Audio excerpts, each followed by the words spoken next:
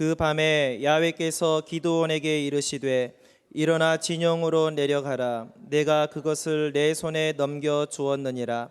만일 내가 내려가기를 두려워하거든 내 부하 브라와 함께 그 진영으로 내려가서 그들이 하는 말을 들으라.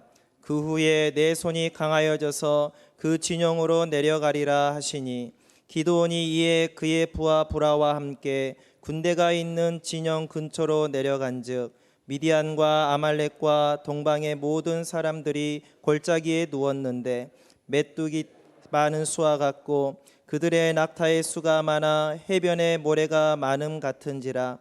기드온이 그곳에 이른즉 어떤 사람이 그의 친구에게 꿈을 말하여 이르기를 보라, 내가 한 꿈을 꾸었는데 꿈에 보리떡 한 덩어리가 미디안 진영으로 굴러 들어와 한 장막에 이르러 그것을 쳐서 무너뜨려 위쪽으로 엎으니 그 장막이 쓰러지더라. 그의 친구가 대답하여 이르되 이는 다른 것이 아니라 이스라엘 사람 요아스의 아들 기드온의 칼이라. 하나님이 미디안과 그 모든 진영을 그의 손에 넘겨주셨느니라 하더라. 아멘.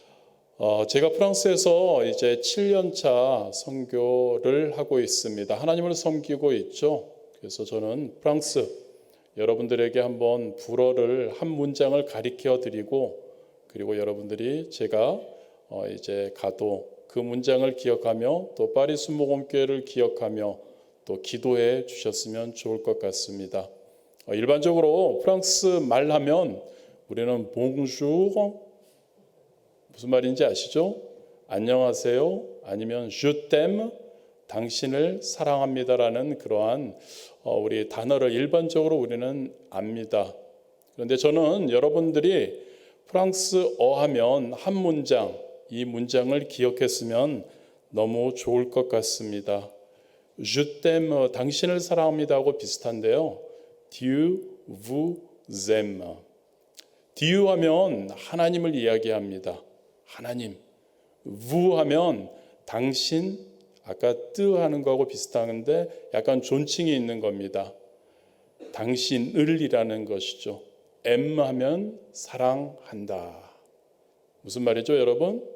하나님이 당신을 사랑하십니다. 할렐루야. 동의하십니까, 여러분? 하나님이 저와 여러분을 사랑하시는 줄 믿습니다.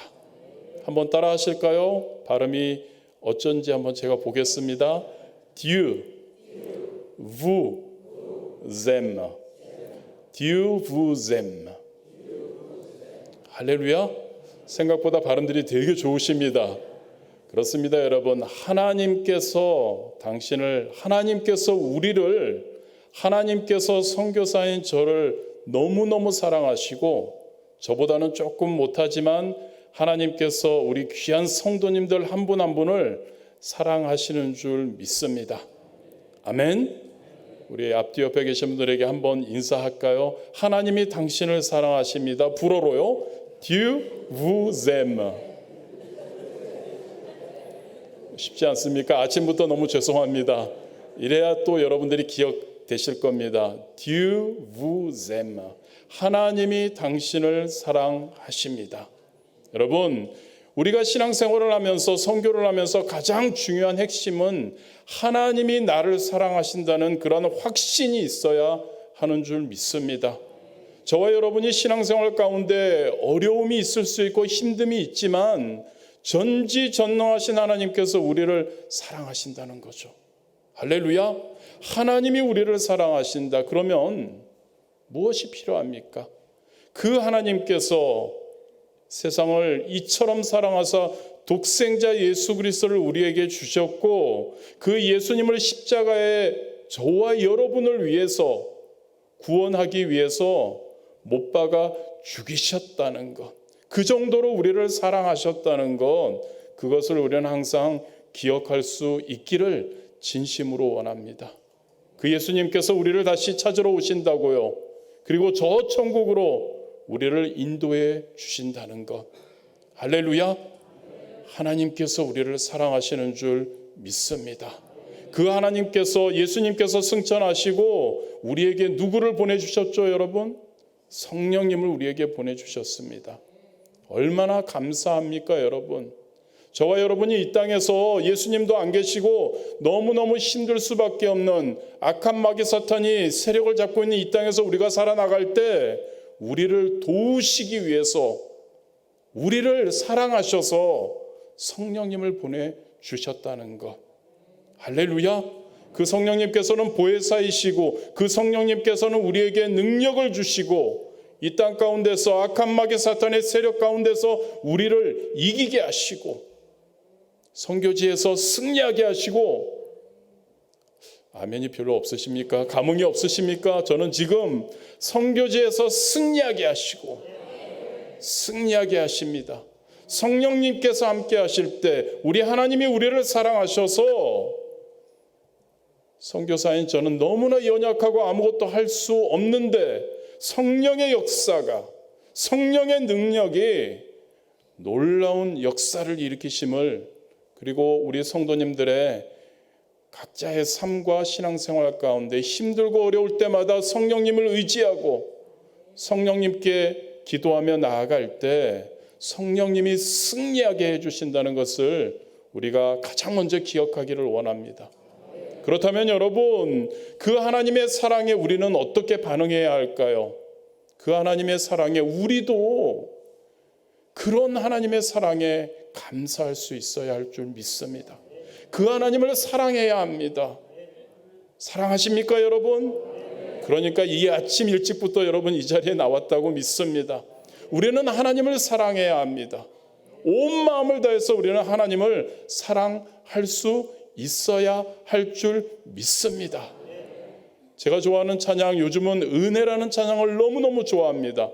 우리 성도님과 함께 주기도송 하기 바로 전에 항상 가사를 생각하면서 우리가 그 찬양을 드리고 있습니다. 그 하나님의 은혜를 생각할 때마다, 특별히 선교사인 저에게는 그 단어, 복음을 전할 수 있는 은혜를 주심이 얼마나 감사한지를 항상 생각하며 그 찬양을 하고 있습니다.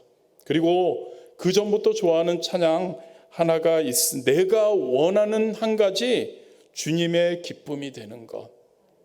여러분들도 여러분들의 삶 가운데 여러분들이 원하는 것 한 가지, 주님의 기쁨이 되기를 진심으로 원합니다. 우리의 삶이, 우리의 신앙생활이 내가 원하는 한 가지, 주님의 기쁨이 되는 것. 할렐루야. 주님의 기쁨이 되는 것. 여러분, 무엇이 필요합니까? 이 세상을 살아가는 동안 그 하나님의 사랑을 우리가 느끼고 안다면 여러분들 무엇을 추구합니까? 하나님의 영광. 할렐루야. 내가 원하는 한 가지, 주님의, 나의 주님의, 나를 그렇게 사랑하신 주님의 기쁨이 되는 것. 여러분들의 신앙의 고백이 되었으면 너무 좋을 것 같습니다.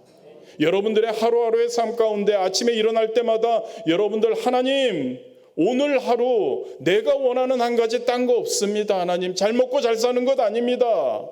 하나님, 하나님의 기쁨이 되기 원합니다. 할렐루야.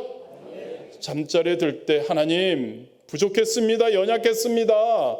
그런데 하나님, 제 마음 아시죠? 넘어질 때도 있었고 실수도 했고 죄도 지었지만 하나님 아시죠? 내가 원하는 한 가지, 하나님의 기쁨이 되기 위해 어떻게든 몸부림쳤습니다. 그런 고백, 그 고백을 들으신 하나님께서 얼마나 기뻐하실지 우리가 항상 기억했으면 좋겠습니다. 진짜 그런 마음으로 선교지에서 몸부림치고 있습니다. 내가 원하는 한 가지, 주님의 기쁨이 되는 것. 나를 파리에, 프랑스에 보내주신, 나에게 복음을 전할 수 있는 은혜를 주신 그 하나님, 나를 사랑하시는 하나님, 그 누구보다도 나를 가장 사랑하시는 하나님, 그 하나님의 기쁨이 되기 위해 어떻게든 몸부림치고 있습니다. 그런데 여러분, 그게 만만한 것 같지는 않습니다. 나의 생각처럼, 나의 마음같이 선교지에서 주님의 기쁨이 드러나는 결과가 당장, 그리고 항상 나타나는 것 같지는 않습니다. 성도 여러분들의 삶은 어떠십니까? 삶과 신앙생활 가운데 여러분들은 하나님의 영광, 하나님의 기쁨이 되기 위해서 애쓰고 있는데, 그런데 항상 그리고 최고의 당장 결과가 나타나지 않는 경우가 있지 않는가를 생각해 보게 됩니다. 그럴 때 저는 선교제에서 항상 어떻게 해야지? 나는 나름 기도하고 열심히 하나님의 기쁨이 되기 위해 애쓰는데 왜 당장 지금 그 결과가 많은 부흥이 있고 많은 하나님의 역사가 있지만 진짜 더 하나님의 역사가 일어나지 않는지 많이 생각을 해 보게 됩니다. 그래서 본문을 통해서 우리가 어떻게 그러한 상황 가운데서 성도 여러분들의 삶 가운데 지금 하나님의 기쁨이 되기에 내가 몸부림치고 하나님의 영광을 위해 애쓰는데 왜 내가 기도하는 것, 내가 바라는 것들 왜 당장 그것이 이루어지지 않는가에 대해서 한번 잠시 생각을 해 보았으면 좋겠습니다. 본문에서는 사사 기드온이 주인공입니다. 하나님의 명령에 따라 300명을 이끌고 13만 5천 명의 미디안 연합군을 공격하게 됩니다. 그런데 소심한 기드온 두려워합니다. 그때 하나님께서 다시 한번 본문을 통해서 기드온에게 승리의 표징을 보여주시는 장면이죠. 선교지에서 여러분들의 삶의 현장에서 이러한 모습들이 자주 연출되는 것 같습니다. 어떠한 상황 가운데 거했을 때, 우리가 두려워할 때 하나님께서는 항상, 이 단어가 너무 중요합니다, 여러분. 모든 과정 가운데 함께 하심을 믿으시기를 바랍니다. 그리고 하나님께서는 우리에게 승리의 깃발을 펄럭일 수 있도록 우리를 인도하시는, 우리의 좋으신 하나님, 우리를 사랑하시는 하나님인 줄 믿습니다. 그리고 이 과정을 통해서 오늘 말씀의 제목처럼 그 후에 너의 손이 더욱 강하여진다는 건 저와 여러분이 믿을 수 있게 되기를 진심으로 원합니다. 본문 11절이죠. 그들이 하는 말을 들으라. 그 후에 내 손이 강하여져서 그 진영으로 내려가리라 하시니. 하나님께서 말씀하십니다. 기드온에게 미디안 군대의 진영으로 너 내려가. 그리고 그곳에서 병사들의 말을 듣게 될 거야. 그리고 그 말을 듣고 너는 더 너의 손이 강하여져서 그 미디안 군대를 담대하게 공격하고 승리하게 될 것이라고 말씀해 주시죠.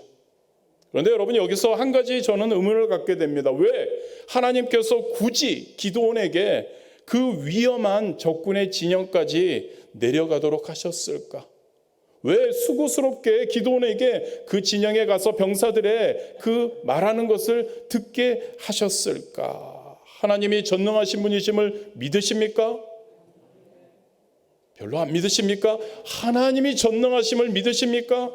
그 전능하신 하나님께서 우리를 사랑하심을 믿으십니까? 그 전능하신 하나님께서 왜 기드온에게 이런 위험하고 수고스러운 일을 하게 하셨을까요? 그냥 전능하신 하나님께서 미디안 군대를 하나님의 방법으로 쳐버리시고 미디안에게 자 승리야 라고 충분히 하실 수 있는 하나님, 전능하신 하나님, 그 하나님께서 왜 기드온에게 이 힘든 일을 감당하게, 이 과정을 거치게 하셨을까라는 것을 우리는 생각해 보아야 할 것 같습니다. 하나님께서는 기드온에게 보게 하시길 원하셨습니다. 기드온이 경험하기를 원하셨습니다. 미디안을 무찌를 텐데 너 한번 보아라. 미디안 군대의 수를 보고 그들이 어떤지를 보아라. 너의 환경이 어떤지를 봐라. 그리고 내가 어떻게 역사하는지 너는 봐라. 그리고 그것을 통해 너의 힘이 너의 손이 더 강하여져서 나에게 더 크게 쓰임받을 수 있다라는 것을 하나님께서는 기드온에게 보여주셨으리라고 생각이 됩니다. 하나님은 전능하십니다. 하나님은 승리를 기드온에게 당장 주실 수 있었습니다. 그러나 하나님께서는 이 과정을 통해서 역사하고 계심을 기드온에게 보여주기를 원하셨던 것이죠.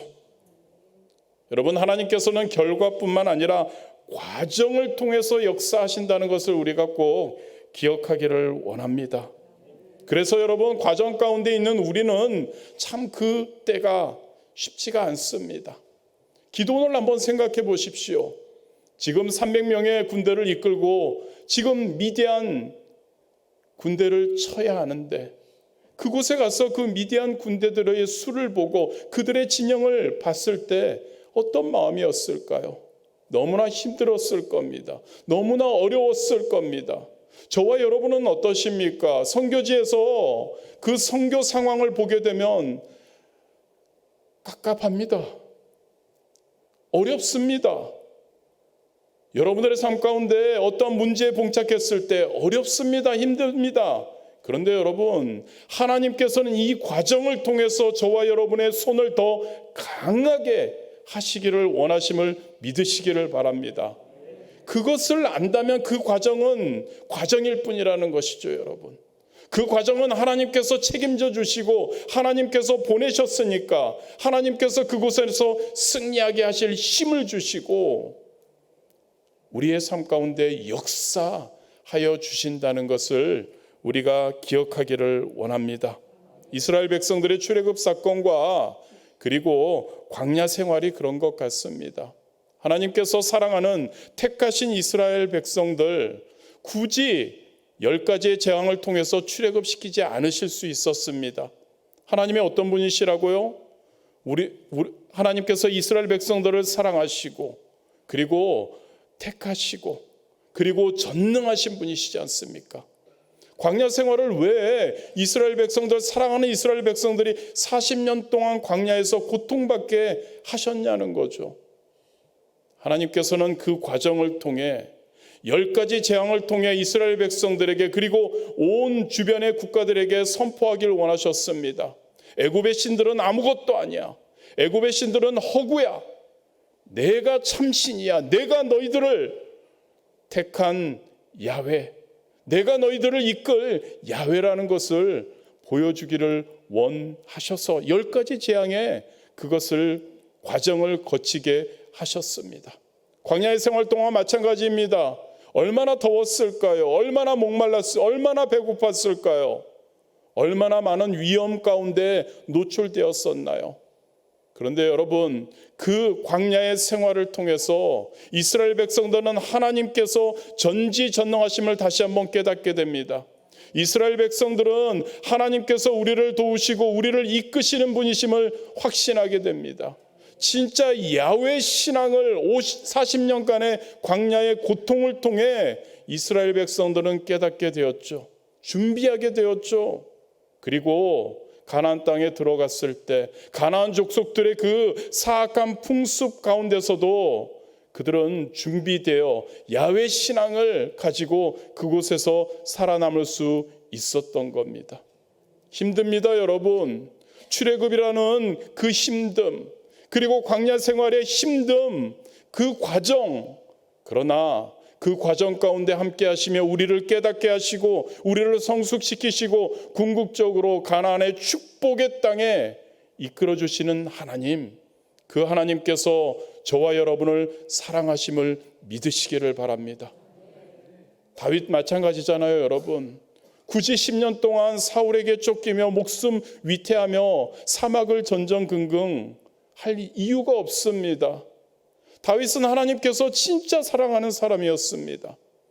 하나님께서 전능하신 하나님이시기에 다윗을 그냥 왕으로 세울 수 있으셨습니다. 그런데 그 10년 동안의 그 힘듦을 통해 다윗은 고백하게 되죠.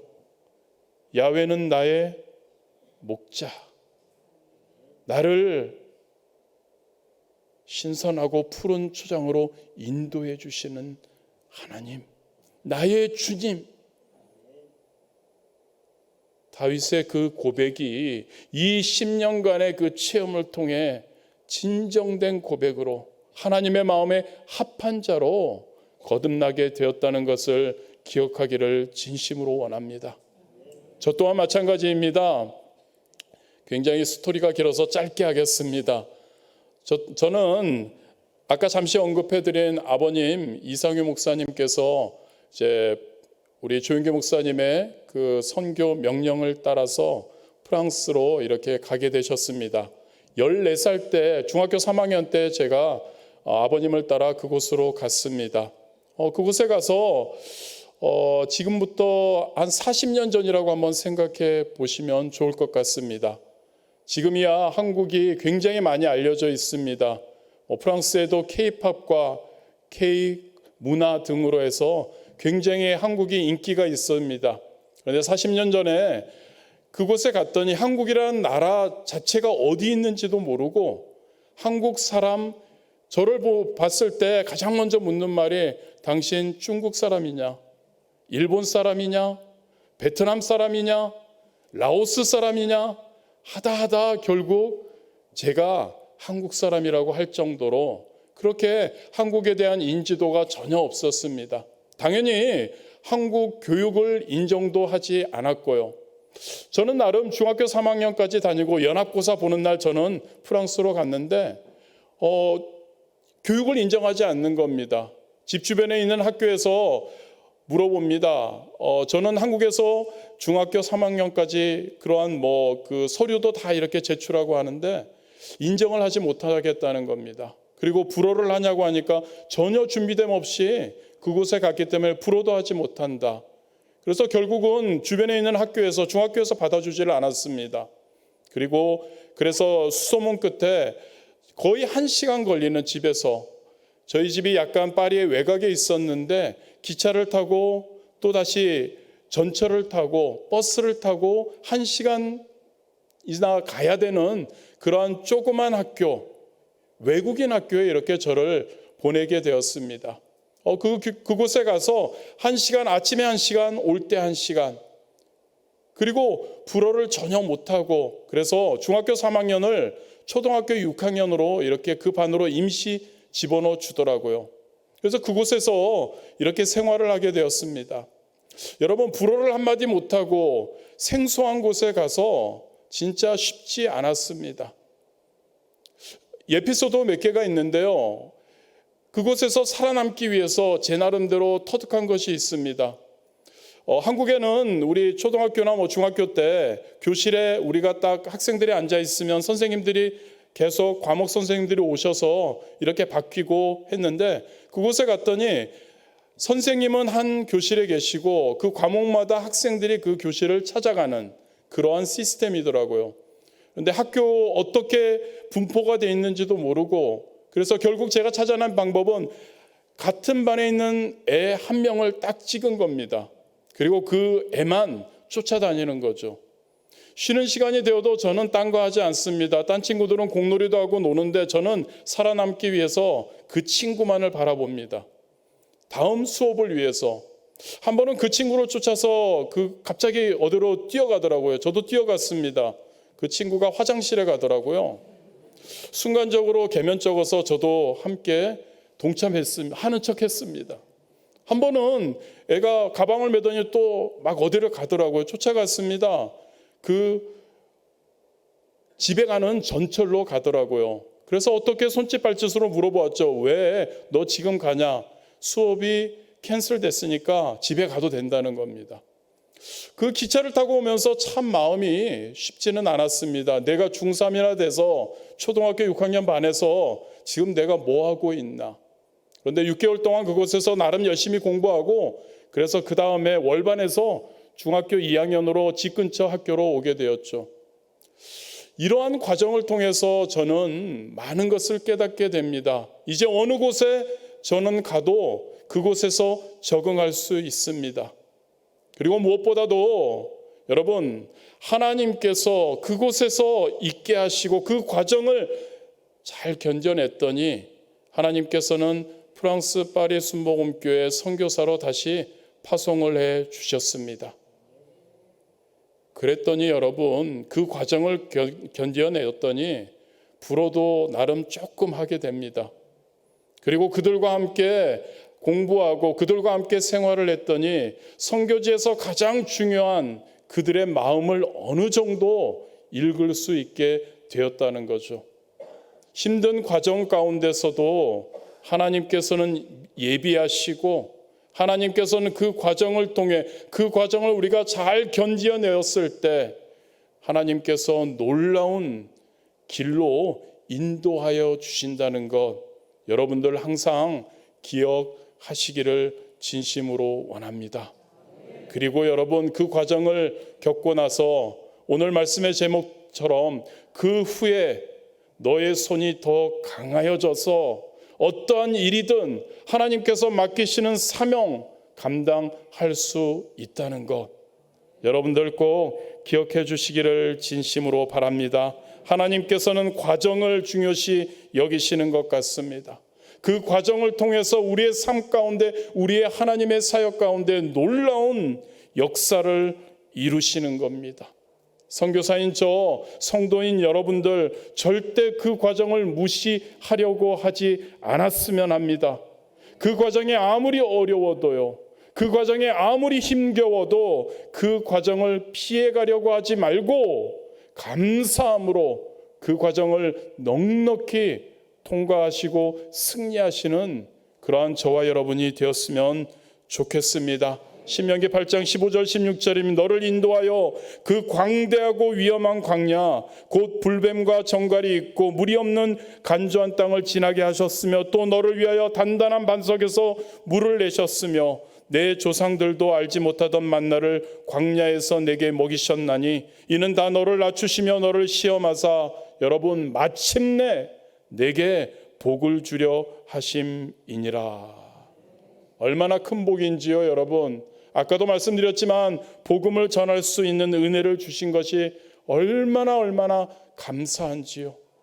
특별히 저는 굉장히 감회가 다릅니다. 아버님께서 40여 년 전에 파리에서, 프랑스에서 선교하셨던 그곳에 다시 아들인 저를, 아마 부자가 같은 선교지를 섬기는 게 그렇게 흔하지는 않을 겁니다. 얼마나 큰 은혜인지요. 아버지와 어머니께서 그곳에서 피와 땀을 흘리면서 하나님을 위해 그 파리 불모지를 일구셨던 그 곳에 가서 저도 나름 그 선교를 할 수 있다는 것, 과정은 힘들었습니다. 그 중간에 많은 스토리가 있지만 여러분들하고 이야기하다 보면 밤샐 것 같고요. 그 과정은 있었지만 그 과정 후에 하나님이 우리에게 허락하시는 놀라운 축복, 여러분들도 넉넉히 누리시기를 진심으로 원합니다. 힘내십시오, 여러분. 혹시 여러분들 가운데 어려움 가운데 있습니까? 여러분 걱정하지 마십시오. 우리 하나님께서 책임져 주십니다. 우리 하나님께서 그것을 이기게 하십니다. 우리 하나님이 역사하신다니까요. 전능하신 하나님께서 성령의 능력으로 우리와 함께 하십니다. 우리를 사랑하십니다. 잊지 마십시오. Dieu vous aime. 하나님이 우리를 사랑하신다. 하나님이 사랑하셔서 우리를 성령님을 보내주시고 성령의 능력으로 우리를 승리케 하신다. 끝까지 저와 여러분 승리할 수 있게 되기를 진심으로 원합니다. 두 번째로 13절과 14절 말씀을 우리가 간단히 한번 보고 믿음에 대해서 잠시 나누었으면 좋겠습니다.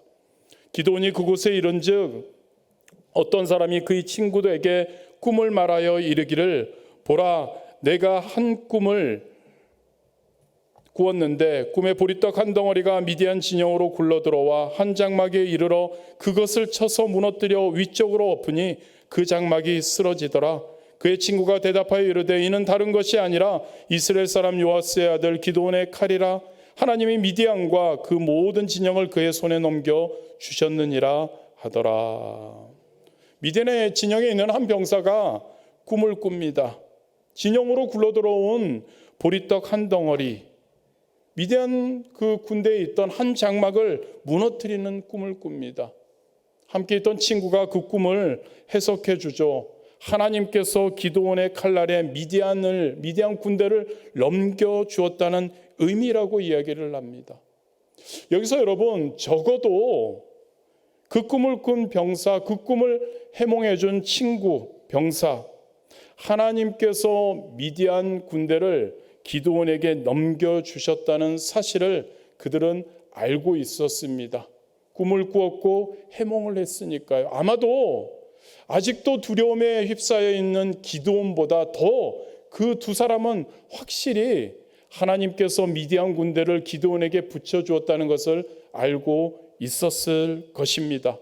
그런데 여러분, 성경은 그들이 그 이후의 행동에 대해서 이야기는 하지 않지만, 특별히 이야기하지 않는 것 보니까 그들은 그 진영에 그냥 남아 있었던 것 같습니다. 여러분, 그 사실을 알았던 두 병사가 했어야 할 행동은 무엇이었을까요? 자신이 군대가 지금 멸망하게 되었다면 기드온에게 투항을 하고 아니면은 그 진영을 도망갔었어야 할 것입니다. 그런데 성경은 어느 곳에도 그들의 그러한 행동을 이야기하지 않고 있죠. 아마도 그들은 그 진영에 머물러 있었을 겁니다. 그리고 그들은 그곳에서 멸망되었을 겁니다. 왜 그랬을까요, 여러분? 그들은 그 진영에서 그 미디안 군대가 멸망할 걸 알면서도 그들은 움직이지 않았던 거죠. 행동하지 않았던 겁니다. 그냥 걱정만 하고 있었다는 거죠. 여기서 여러분, 믿음에 대해서 우리가 한번 생각해 보기를 원합니다. 아는 것과 믿는 것의 차이. 여러분, 아는 것, 그거는 알고만 있는 것입니다. 행동하지 않는 것을 이야기하죠. 그런데 여러분, 믿음은 우리에게 하나님께서 알게 해주시고 깨닫게 해주시고 한 것을 행동하는 것이라는 것을 기억하기를 원합니다. 아멘. 아는 것으로 끝나서는 안 된다는 겁니다. 믿음은 그 아는 것, 깨닫게 해주신 것, 하나님의 주신 그 마음, 그것을 삶 가운데, 하나님의 사역 가운데 행동으로 옮기는 것, 그것이 믿음인 줄 믿습니다. 아는 것만으로 따진다면 사실 하나님을 믿는다는 저와 여러분보다 악한 사탄이 하나님을 더 잘 알고 있다고 할 수 있죠. 마가복음 5장 7절에 보면 아무도 예수님을 하나님의 아들이라고 이야기하지 않습니다. 그런데 거라사 지방의 한 사람의 몸에 들어있던 귀신은 예수님이 이렇게 이야기하죠. 지극히 높으신 하나님의 아들이라고. 그런데 여러분, 그 귀신이 예수님이 하나님의 아들이라는 것을 안다고 해서 우리가 그가 하나님을 믿는다고 우리는 하지 않습니다. 왜 그럴까요? 그 귀신은 하나님에게 굴복하지 않고 하나님을 사랑하지 않고 하나님의 말씀대로 순종하고 행동하지 않기 때문이라는 거죠. 할렐루야. 저와 여러분 아는 것, 많은 신앙생활, 오랜 동안 신앙생활을 여러분들 해오셨을 것입니다. 여러분들이 많은 주의 종의 입술을 통해 하나님의 말씀을 들으셨고 여러분들의 성경을 읽으시며 많은 깨달음이 있으셨을 겁니다. 아십니다. 아는 것으로 끝나서는 안 됩니다. 아는 것으로 끝나서는 아무것도 안 됩니다. 그 아는 것을 순종하시고 그 아는 것을 통해서 하나님을 위해 애쓰시는 그러한 저와 여러분이 되어야 할 줄 믿습니다. 오직 행하는 자들이 되어야 합니다. 할렐루야. 저는 너무나 우리 지난주에 오살리 기도원에서 수련회가 있었습니다. 선교사님들 다 모여서 그곳에서 맛있는 식사들을 대접받았죠. 그중에 우리 송파교회에서 섬겨주신 식사가 제일 맛있었습니다. 진짜 선교사님들을 대표해서 제가 감사드립니다. 그렇습니다, 여러분. 아는 것, 선교사들이 왔다, 선교사들이 수고한다, 아는 것으로 끝나는 것이 아니죠. 여러분들이 그렇게 섬겨주시는 것, 행동해 주시는 것, 제가 먹는 것을 좋아해서 그런 말만 하는 것 아닙니다. 그러한 행동 얼마나 감사한지요, 얼마나 감동적인지요, 얼마나 그것이 믿음인지요, 그것이 얼마나 하나님을 사랑하는 것인지요. 여러분 항상 기억해 주시기를 바랍니다. 그리고 여러분들이 더욱더 이 송파교회, 저 아까 말씀드렸잖아요. 얼마나 제 마음에 있는 교회인지 모릅니다. 이 교회를 여러분 우리 목사님 오셔서 너무나 부흥하고 있다는 기쁜 소식을 들었는데요. 여러분 더 행동으로 보여주십시오. 목사님의 말씀에 더 순종하시고 할렐루야. 그러실 때 놀라운 하나님의 축복이 저와 여러분에게 넘치게 될 줄 믿습니다. 과정을 통해서 역사하시는 하나님을 더 신뢰하시기 바랍니다. 그분의 말씀을 온전히 행하는 그러한 저와 여러분이 되시기를 진심으로 원합니다. 말씀은 여기서 끝이고요. 그래도 제가 이곳에 섰기에 여러분들에게 기도 제목, 기도 부탁을 드리고 가야 제가 그래도 제 나름대로 여기에 온 그것이 있을 것 같습니다. 파리 순복음교회 7년째 섬기고 있고 아까 잠시 말씀드렸지만 프랑스는 저에게 굉장히 저의 인생의 반 이상 한 30년 정도를 살고 있는 곳입니다. 많은 분들이 프랑스 하면 과연 그곳이 선교지일까를 많이 고민하게 되죠. 아프리카 오지 미전도 종족 있는 곳, 그곳을 우리는 일반적으로 선교지라고 생각을 합니다. 맞습니다. 그것도 선교지입니다. 그러나 제가 있어서만이 아니라 유럽 땅 그리고 그러한 곳도 하나님의 복음이 더 들어가야 하는 선교지라는 거죠. 프랑스는 전통적인 기독교 국가입니다. 기독교 문화죠. 예술의 나라입니다. 전통적인 캐톨릭 국가입니다. 그런데 지금 현재 프랑스는 성당에 미사가 있으면 연세 드신 몇 분 정도가 있습니다. 그리고 기독교 개신교의 퍼센테이지는 2.6%뿐이 되지 않습니다. 그리고 직접 말로만 그렇게 얘기하는 사람들이 2.6%고 직접 예배에 가거나 미사에 가는 사람들은 거의 없다고 할 수 있죠. 여러분 성교학적으로 2%에서 5% 정도의 기독교율이 바로 미전도 종족이라고 합니다. 여러분들은 잘 이해가 안 되시겠지만 프랑스가 미전도 종족이라고 할 수 있습니다.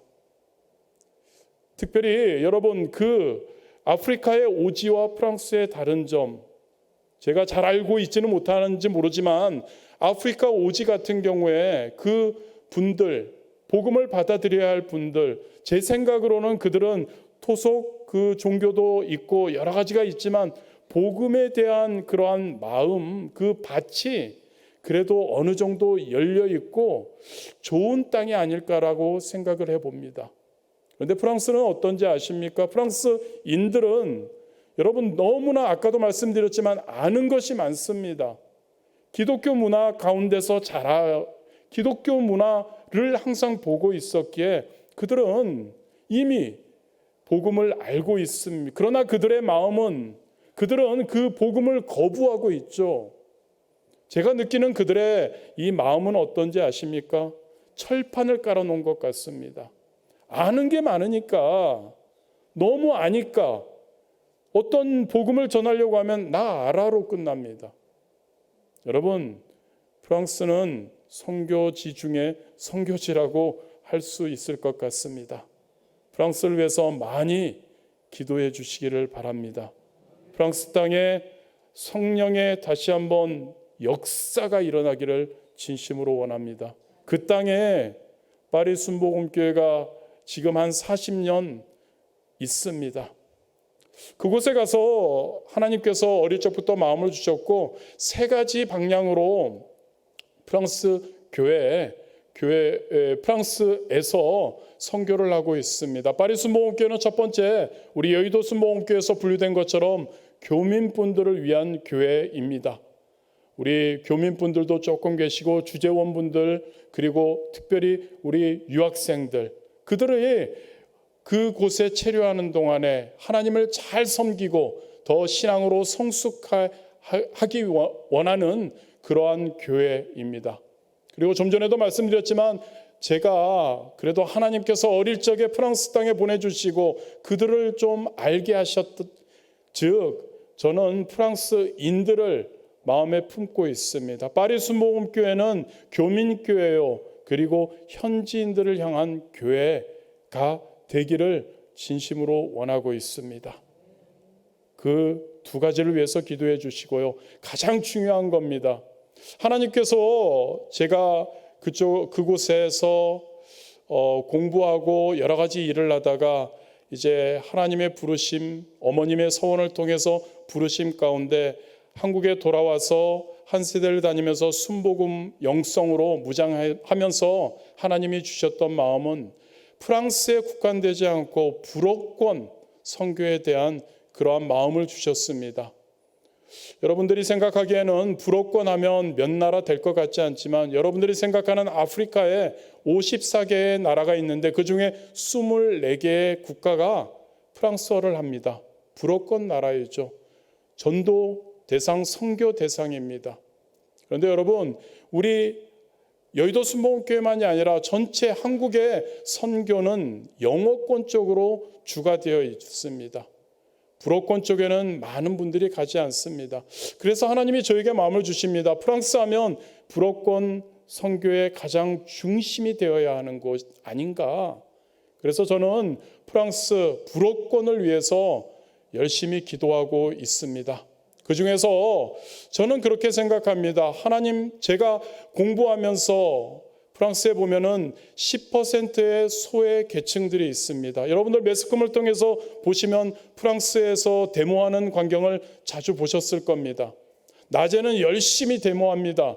저녁 되면은 그 사람들은 집에 많이들 가고 다른 부류의 사람들이 등장하고 그들이 자동차에 불을 지르고 그리고 그들이 그 상점에 불을 지르고 약탈을 하고 합니다. 이들이 바로 소의 10%의 무슬림들이 거의 대부분이라고 할 수 있어요. 1970년도에 프랑스가 경제적으로 많이 부흥했을 때 허드렛 일을 하기 싫어서 식민지의 나라 사람들을 많이 데리고 왔고 그들이 프랑스 사회의 동화가 되지를 잘 못하고 있는 현상이죠. 그래서 저는 그들에 대한 마음이 있습니다. 그들이 우리 한국 사람들이 어떠한 선교지에 가게 되면 언어, 문화 적응하는데 너무 힘든데 그 10%의 소외 이슬람 그 분들, 지금 프랑스에 있는 분들, 그들에게 하나님의 복음이 전해진다면 여러분, 하나님의 복음이 전해지면 우리의 마음에는 영혼 구령에 대한 마음이 생기지 않습니까? 우리 주변에 사랑하는 이들을 죽어가는 영혼들을 하나님께로 데려오고 싶어 하지 않습니까? 이분들은 그 소외계층에 있는 분들은 아직도 그 본국에 있는 친척들과 굉장히 끈끈한 관계를 가지고 있죠. 저는 그들에게 하나님의 복음을 전했으면 너무 좋을 것 같습니다. 그들에게 하나님의 복음이 들어가 성령의 감화가 일어나고 그래서 그들이 내가 내 친척들, 내 친족들에게 가서 하나님의 복음을 전하기를 원한다. 파리 순복음교회가 그들을 복음화시키고 쉽지 않습니다. 여러분, 그 겟토에 들어가서 싸우려고 하면 아마 목숨을 걸어야 될 것 같습니다. 하나님의 기쁨이 된다면 목숨 정도야. 할렐루야. 별로 여러분들의 기도가 필요합니다. 그래서 저는 파리 순복음교회가 교민교회로서 현지인 프랑스인들 그리고 그 소외계층에 즉 그들을 통해 그들과 함께 불어권 선교에 앞장서는 선교교회 이 세 가지의 방향성을 가지고 나아가고 있습니다. 위에서 많이 기도해 주시기를 바랍니다. 그것을 위해서 진짜 열심히 했으면 합니다. 여러분들의 기도와 그리고 한 가지 기도 제목입니다. 그렇게 하기 위해서 진짜 우리 성도님들이 제가 더 성령 충만해야 하는데 성령 충만하기 위해서 여러분들 함께 모여 기도해야 하고 함께 모여서 예배 드려야 하는데 저희 교회는 아직 성전이 없습니다. 그래서 저희는 프랑스 교회를 빌려서 쓰고 있고요. 오후 2시부터 4시 반까지 2시간 반 동안에 모든 것을 다 해야 합니다. 4시 반 이후에는 아프리카의 카메룬 교회가 그 성전을 쓰니까요. 그래서 진짜 시간이 없고 장소가 없어서 더 많은 하나님의 사역을 감당하지 못하는 아쉬움이 있습니다. 항상 생각나실 때마다 파리 순복음교회 성전을 위해서 기도해 주시고 세 가지의 방향성을 위해서 기도해 주시기를 진심으로 원합니다. 기도하시겠습니다. 좋으신 하나님 감사합니다. 얼마나 큰 은혜인지요.